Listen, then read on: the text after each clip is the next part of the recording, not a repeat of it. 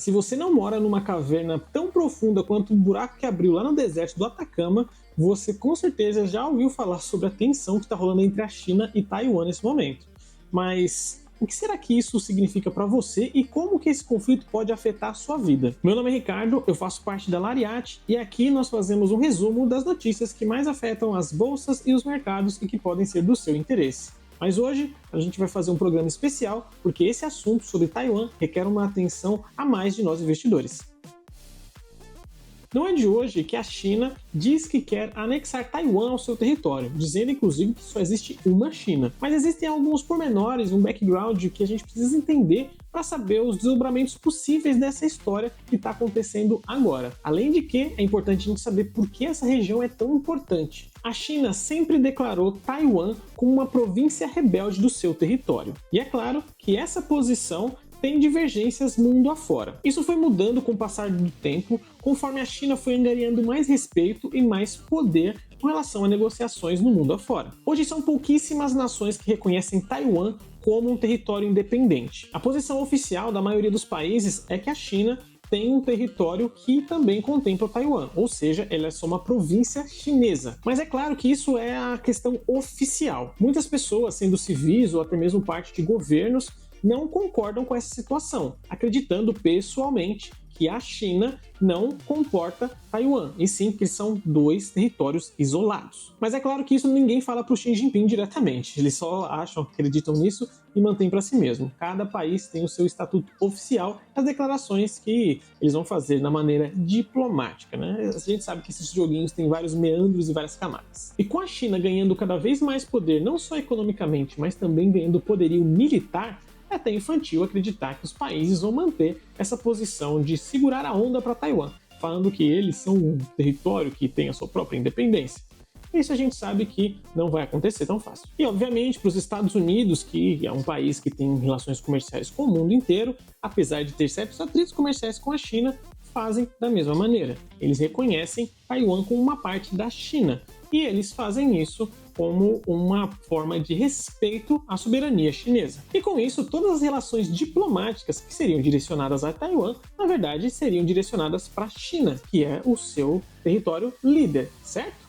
Bom, foi assim por bastante tempo, pelo menos. A última vez que teve alguém do governo americano do alto escalão visitando Taiwan fazem 25 anos. Mas essa semana algumas coisas mudaram nesse sentido. A líder do Congresso americano, a Nancy Pelosi, ela decidiu que ia fazer uma visita pela Ásia. Visita essa que foi adiada desde abril por questões de saúde e outros problemas de agenda, mas que foi reativada recentemente. E nessa agenda estava incluída uma visita à província de Taiwan, o país de Taiwan, você que sabe. E foi aí que a brincadeira acabou e o negócio começou a ficar sério. O governo chinês foi bem categórico ao falar do seu descontentamento com relação à visita da Pelosi no território de Taiwan, inclusive falando que isso seria uma afronta às relações diplomáticas entre os dois países. E conforme a semana foi rolando, as ameaças da China ficaram ainda mais sérias, falando que existiriam movimentações militares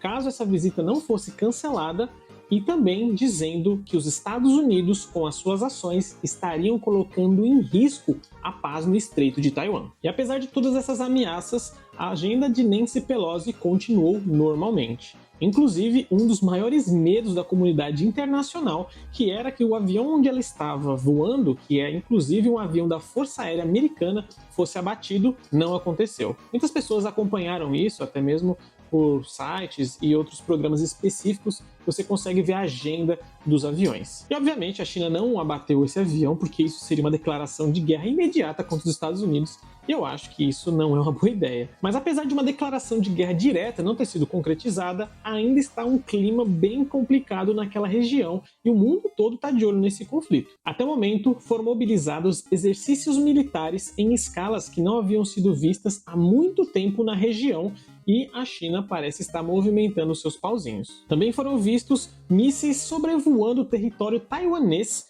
e atingindo o mar. o que seria uma clara ameaça do governo chinês. Já no lado diplomático, a China fechou várias vias de comunicação com os Estados Unidos, inclusive as comunicações das altas cúpulas militares. Isso é um sinal bem ruim, porque indica que a China não está querendo conversar muito, ela está querendo tomar as medidas que ela já botou na cabeça, sejam elas quais forem. E para botar a cereja no bolo de toda essa situação, isso tudo acontece em meio a uma crise que está acontecendo lá na China. O mercado imobiliário chinês, que já estava bastante instável, acabou gerando outros problemas dentro da economia chinesa. A gente já comentou aqui um pouco sobre situações que estão acontecendo em decorrência dessa crise, que você pode ver nos nossos vídeos mais antigos. E essa crise escalonou até chegar na sua ponta mais distante, que são os clientes que têm dinheiro nos bancos, que fazem empréstimos para essas empresas, que estava caindo no efeito cascata. Logo que as pessoas estavam indo retirar o seu dinheiro dos bancos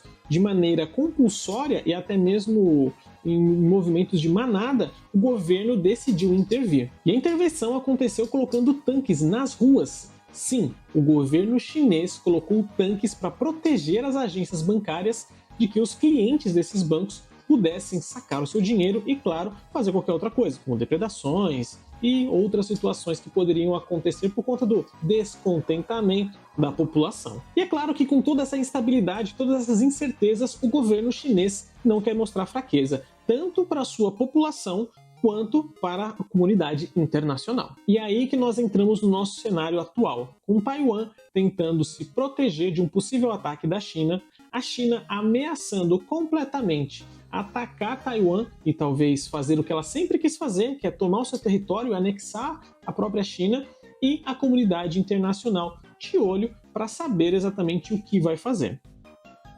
E agora que você já está um pouco mais inteirado do que está acontecendo lá na China e em Taiwan, o que sobra para nós? Qual que é o problema econômico que isso pode gerar e como que nós podemos ser diretamente impactados com isso? Bom, a primeira coisa que a gente tem que lembrar é que um conflito armado de grande escala ou de escala pelo menos moderada, ele vai ter impacto em escala global. A gente teve um pequeno vislumbre disso quando a própria Rússia declarou guerra contra a Ucrânia. Logo de cara, a tendência do preço das commodities é que aumentem. E a China, sendo um grande player do mercado, colocando esforço militar, é normal que ela acabe gerando e consumindo mais do mercado. Logo, gerando mais escassez e aumentando os preços. Em outras palavras, se você acha que o preço do petróleo já estava nas alturas um tempo atrás, segura que pode vir uma bomba muito maior. Ai, ai, ai, a inflação, segura esse negócio. E o segundo motivo para a gente ficar de olho nesse conflito é a importância de Taiwan para a economia global. Hoje eles são simplesmente o maior produtor e exportador de semicondutores do mundo. E com a tecnologia que nós temos hoje em dia em mãos, isso é imprescindível para qualquer atividade econômica. Seu celular, seu computador, sua televisão, até as lâmpadas que eu tenho aqui no meu quarto utilizam desse insumo para a sua fabricação, o que significa que uma escassez no mercado pode não só gerar um aumento gigantesco de preços, como também criar um atraso nas tecnologias que estão indo para o mercado. Em termos de proporção, para a gente ter uma ideia, a TSM, que é uma gigante indústria taiwanesa de semicondutores, hoje tem 50% do mercado global, sendo que em alguns casos, em semicondutores mais sofisticados, ela chega a 90% do fornecimento. E isso tudo faz com que um conflito em Taiwan não só gere impactos profundos na nossa economia, como também torna a região um local extremamente estratégico e um ponto de interesse importante para o partido chinês. Vou deixar listado alguns links de referência, caso vocês queiram se aprofundar um pouco mais no que foi dito aqui, e também para vocês terem a referência de onde eu estou pegando essas informações. E no mais, fica ligado nas nossas redes sociais, porque como esse assunto está muito quente, pode acontecer alguma coisa a qualquer momento e eu tenho que botar um breaking news aí, seja no nosso YouTube, no nosso Instagram, onde der. Então, segue a gente em todos os canais para não ficar de fora.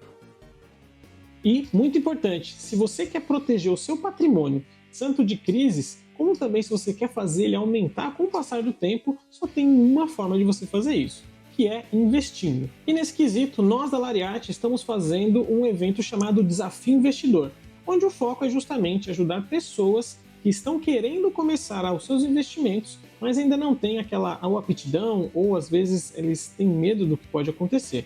Então, a ideia é justamente ajudar essas pessoas a dar o pontapé inicial. E se você gosta dessa ideia, entre no nosso link que vai estar aqui na descrição, onde vai ter mais detalhes a respeito do evento como um todo, onde você não só vai ter acesso às informações que a gente está distribuindo de graça para vocês, como também como você pode participar de um sorteio que nós vamos fazer para que você esteja ainda mais motivado a participar conosco. Então não perde tempo, porque se você está vendo esse vídeo perto da data de publicação, ainda dá tempo de participar. Então bora lá que eu estou esperando você, hein? E para finalizar, a nossa perguntinha de sempre. Qual foi a notícia que você viu relacionada aos mercados, à economia, que você acha que foi interessante e não foi comentada aqui?